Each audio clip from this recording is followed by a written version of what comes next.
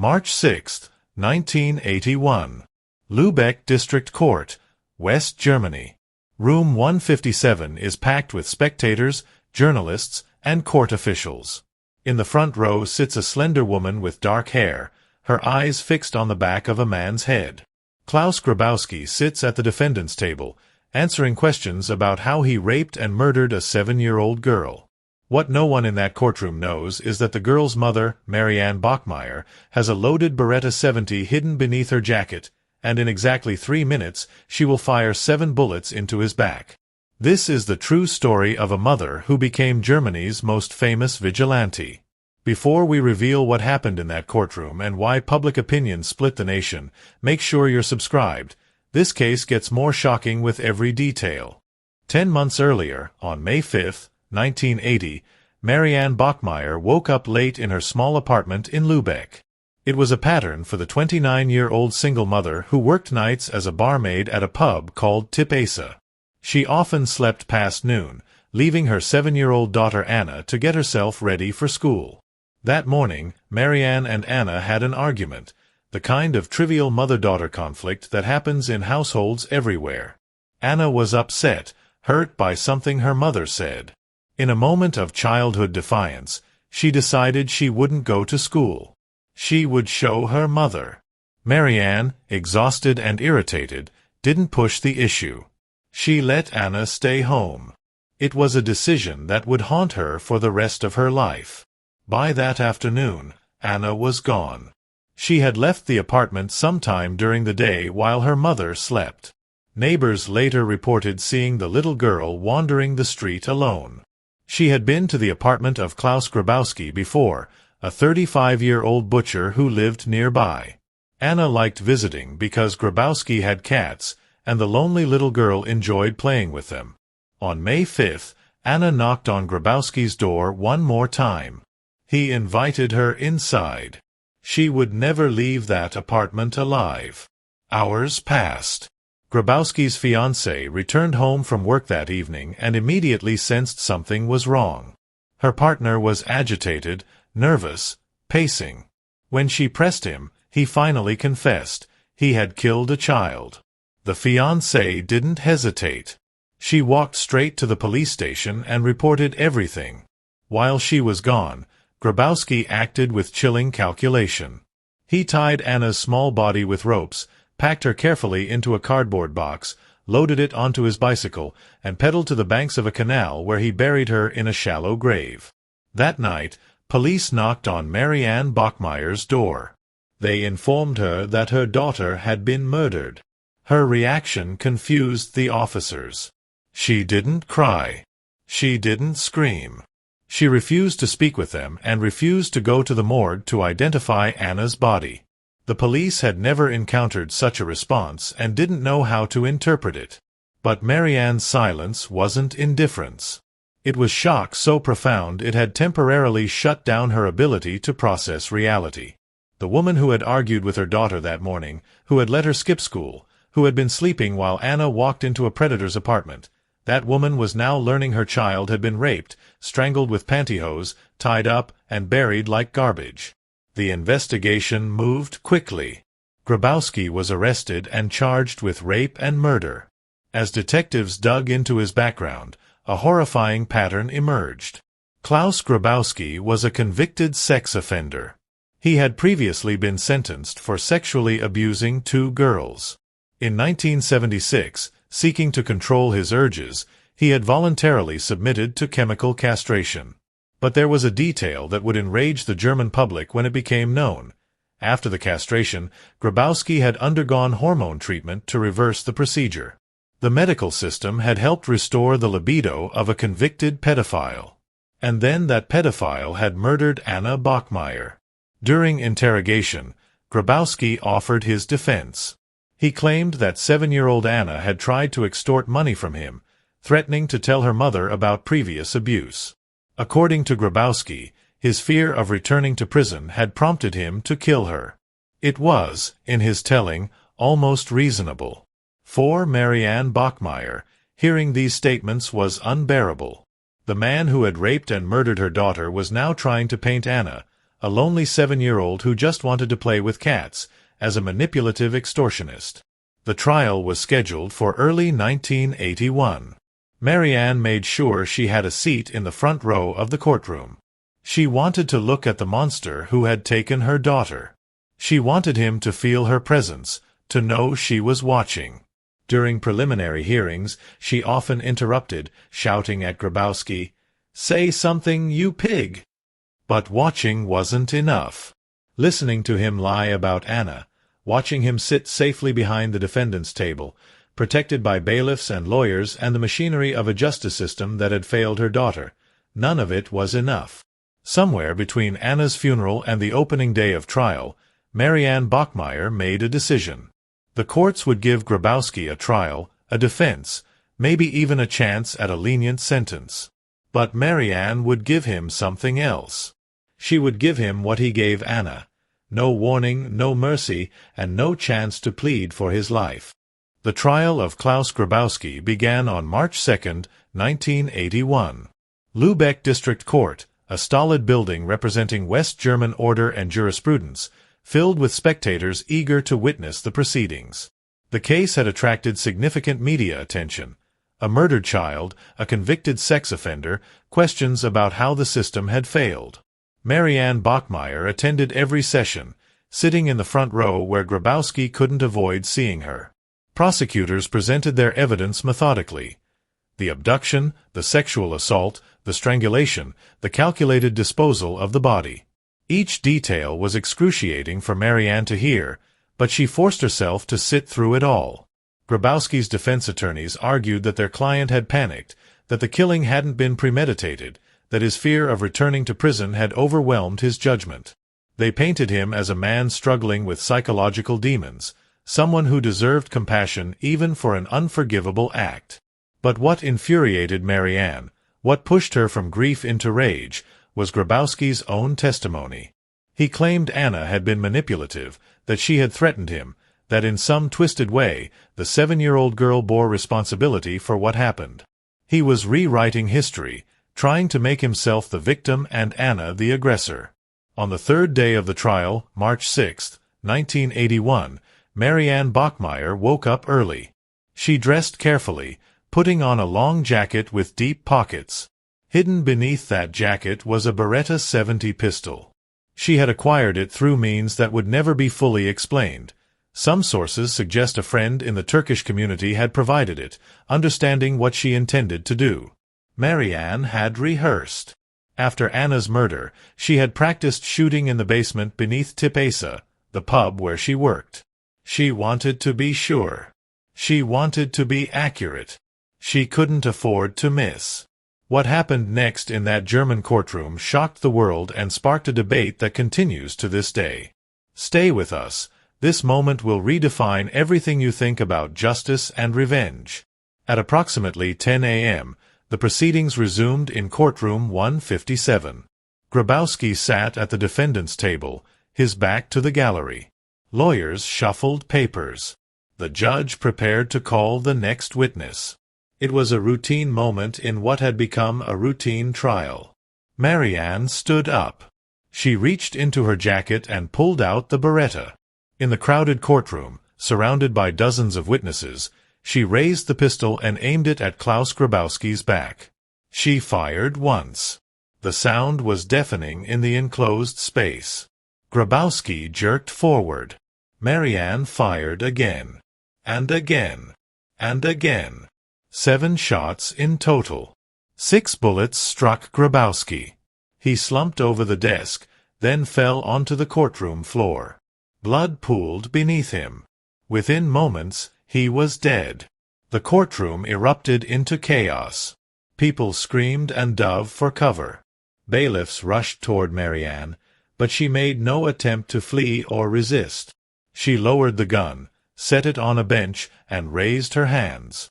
Her face was calm. When a court officer reached her, she reportedly said words that would echo through German legal history. She had done what needed to be done. Klaus Grabowski, the man who had raped and murdered 7-year-old Anna Bachmeier, lay dead in the same courtroom where he had been lying about her. The trial was over, but a different kind of trial, one that would put Marianne herself in the dock, was just beginning. Within hours, news of the courtroom shooting spread across West Germany. Television crews from around the country and overseas traveled to Lübeck to report on the case. The images were sensational. A mother, devastated by her daughter's murder, taking the law into her own hands in the most dramatic fashion imaginable. Public reaction split immediately. Many Germans expressed support for Marianne, sending messages, gifts, and flowers to her jail cell. They saw her as a grieving mother pushed beyond endurance by a system that had failed to protect her daughter and then compounded that failure by allowing the killer to defame Anna in court. Others argued that a constitutional democracy could not condone vigilante justice, no matter how sympathetic the circumstances. If mothers were allowed to execute their children's killers, what separated civilized society from anarchy? The rule of law existed precisely to prevent this kind of revenge killing. The media couldn't get enough of the story. Marianne Bachmeier was attractive, well-spoken, and made for compelling television.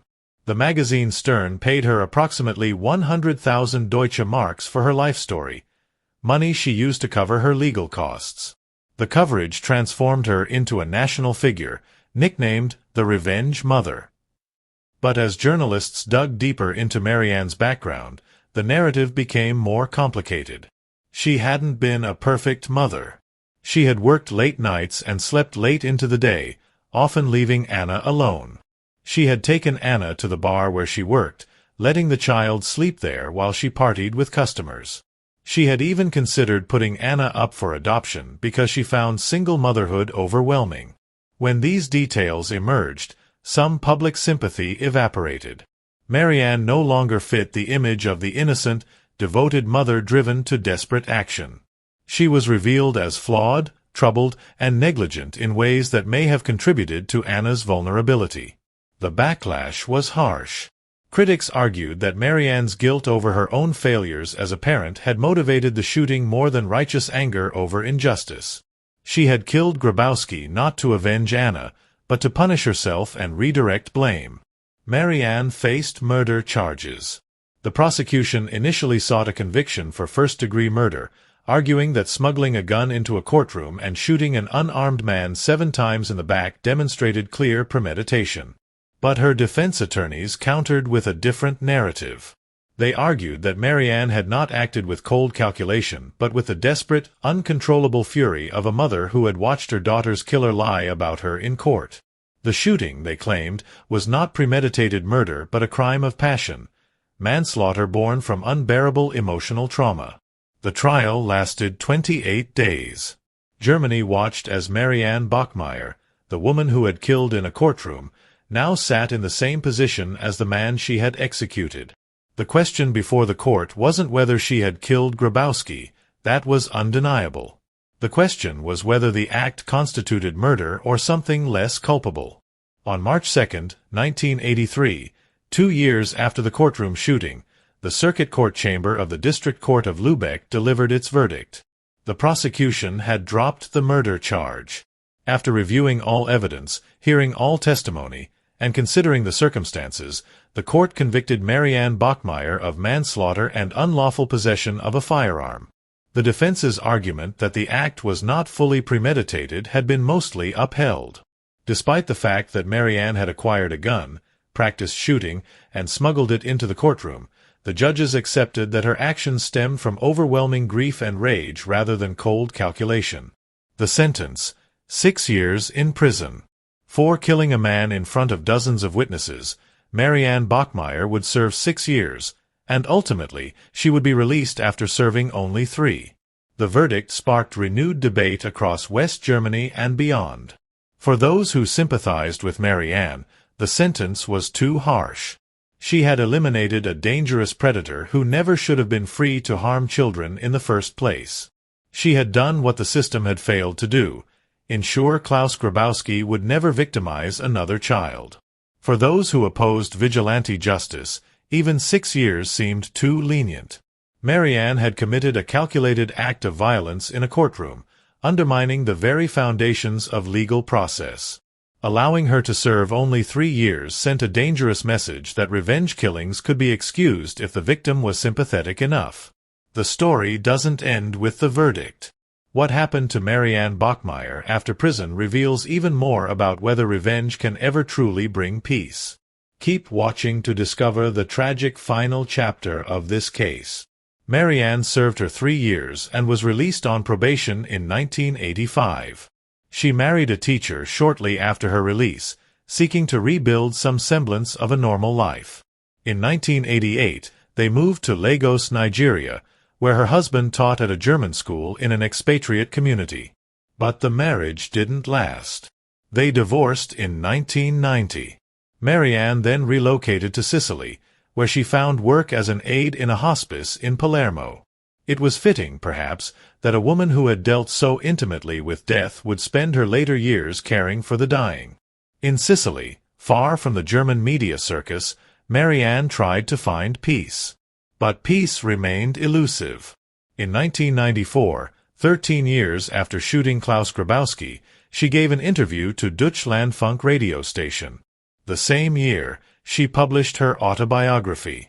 Her statements in these interviews were revealing. On a television talk show called Fliege, Marianne admitted that she had shot Grabowski after careful consideration. It wasn't a momentary loss of control. It was deliberate. She had wanted to enforce justice on him and prevent him from spreading more lies about Anna. More tellingly, Marianne never expressed remorse for killing Grabowski. Even years later, with time and distance to reflect, she maintained that her actions had been justified.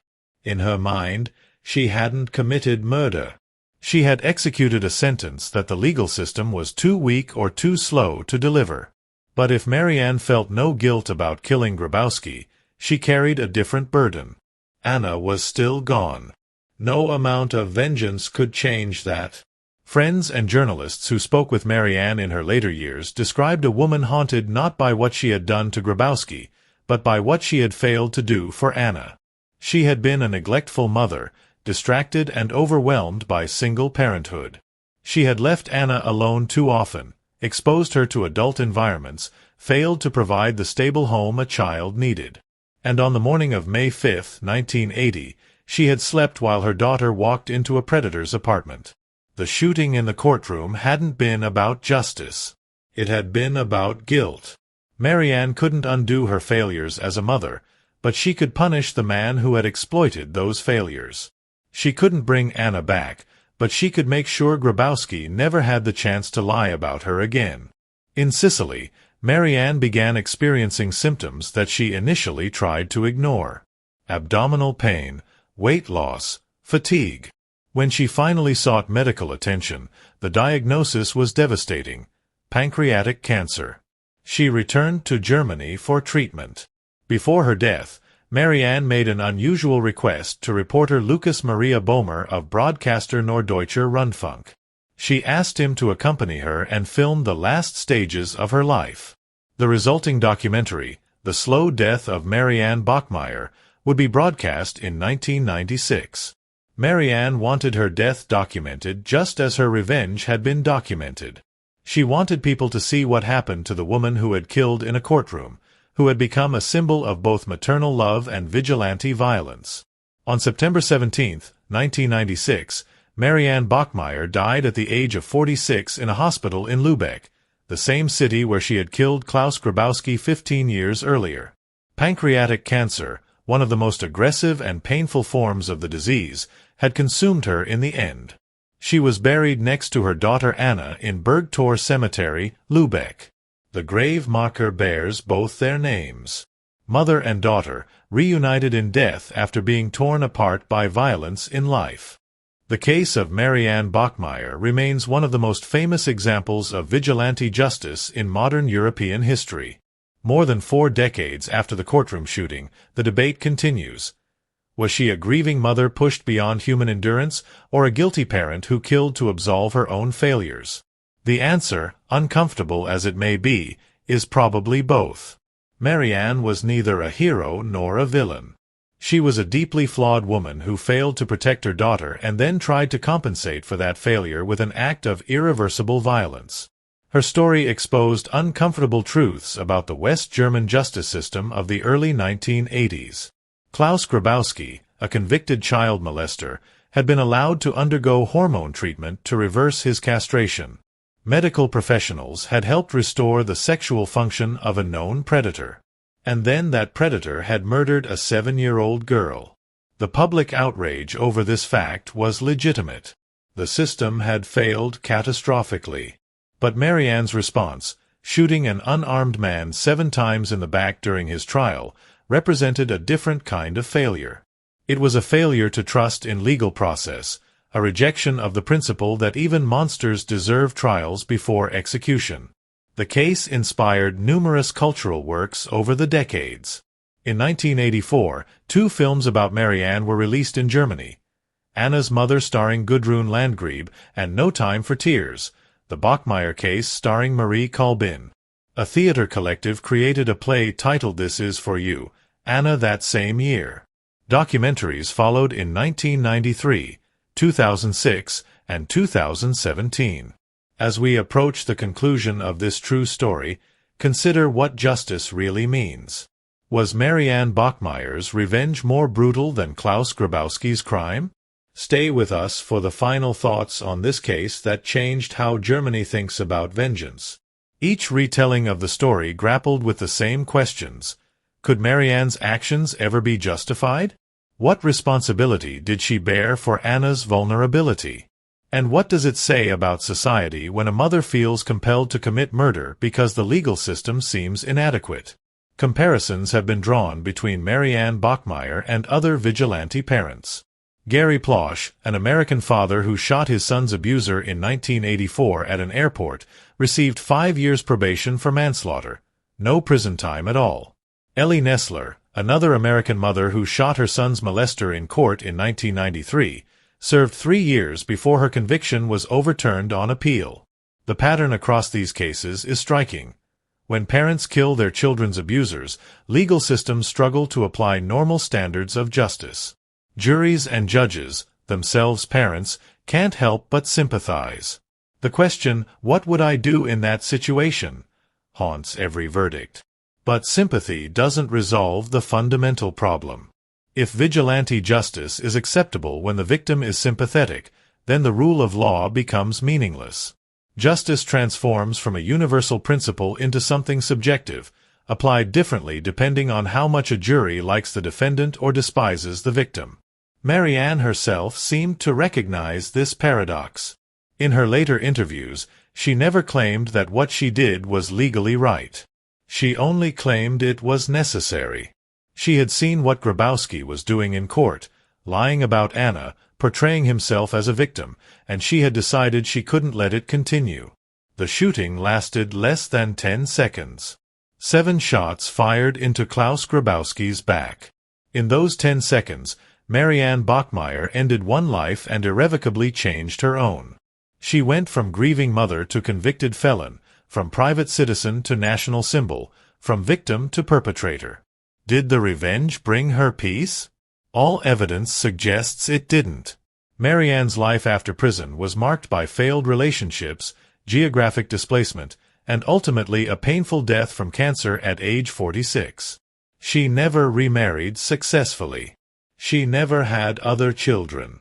She never seemed to find the closure that revenge was supposed to provide. Perhaps that's the real lesson of Marianne Bachmeier's story. Revenge feels like justice in the moment of rage, but it doesn't actually heal anything. Anna was still dead. Marianne was still a mother who had failed to protect her daughter. Grabowski's death didn't change those facts. It only added another death to the tragedy. The brutality of Marianne's revenge, shooting an unarmed man in the back in a courtroom 7 times, matched the brutality of Grabowski's crime. Both acts were born from something dark in human nature. His from predatory sexual violence, hers from all-consuming rage. Neither could be undone. Neither brought anything good into the world. Parents who kill to avenge their children sit numbly between villain and victim, and Marianne Bachmeier is one of the clearest examples of that line blurring. Her case is often compared with other vigilante parents, But what makes her story so unsettling is how deliberate her revenge actually was. She bought a Beretta 70, practiced shooting in a basement, and smuggled the gun into a German courtroom knowing exactly who she wanted to kill. Then she stood up, aimed at Klaus Grabowski's back, and fired 7 shots, 6 of which hit and killed him almost instantly in front of judges, lawyers, and journalists. This was not a reflexive attack in an alleyway. It was an execution in the heart of the justice system. Legally, the court classified what she did as manslaughter rather than murder, accepting that her act came from emotional devastation rather than pure malice. She was sentenced to 6 years but served only 3, in part because judges believed she was not a future danger to society. This was a one-time act aimed at one specific man. The light sentence reflected a quiet understanding. Almost everyone could imagine wanting to do what she did, even if the law could not endorse it. Public opinion shifted more than once. At first, many saw her as a heroic mother who did what the system failed to do, eliminate a known predator who had already offended before killing her daughter.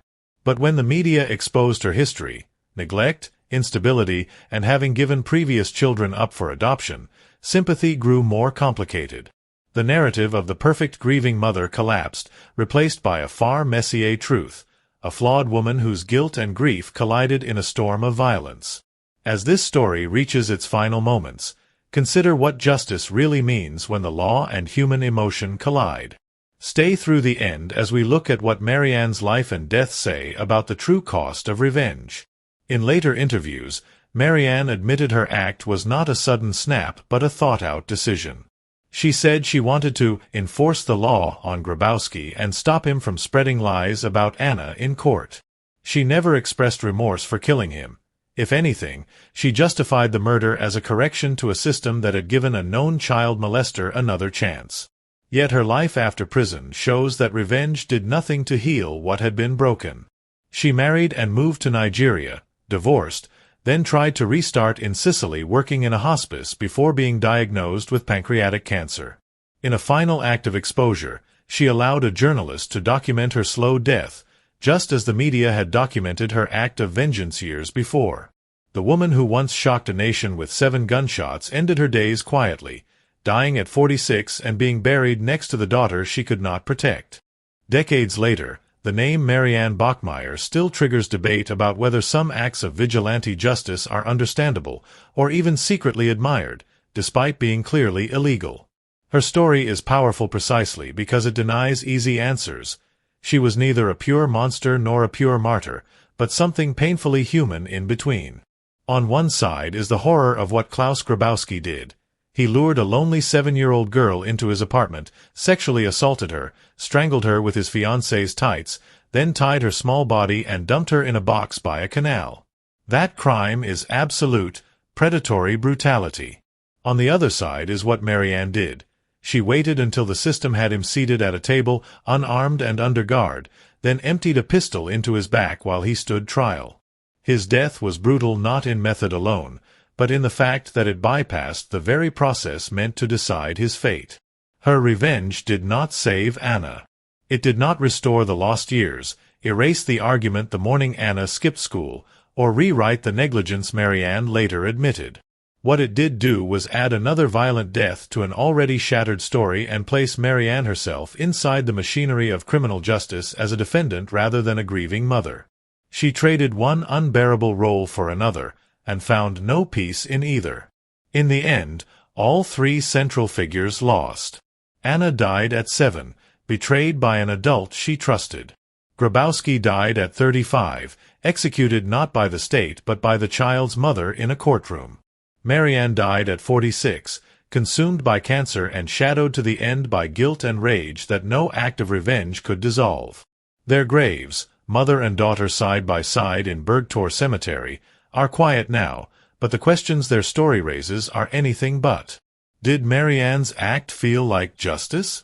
To many, yes. Was it justice in any legal or restorative sense? Almost certainly not. Justice seeks to balance. Revenge only spreads damage outward. Her story shows how easily deep love for a child can twist into something destructive when the system fails and grief finds a gun. This is the cost of revenge. It may silence one monster, but it never silences memory, regret, or loss. Justice and vengeance can look similar in a single moment, the sound of a gunshot, the sight of a body falling, but over years, their paths diverge completely. Justice, at its best, tries to rebuild. Revenge only leaves more ruins behind.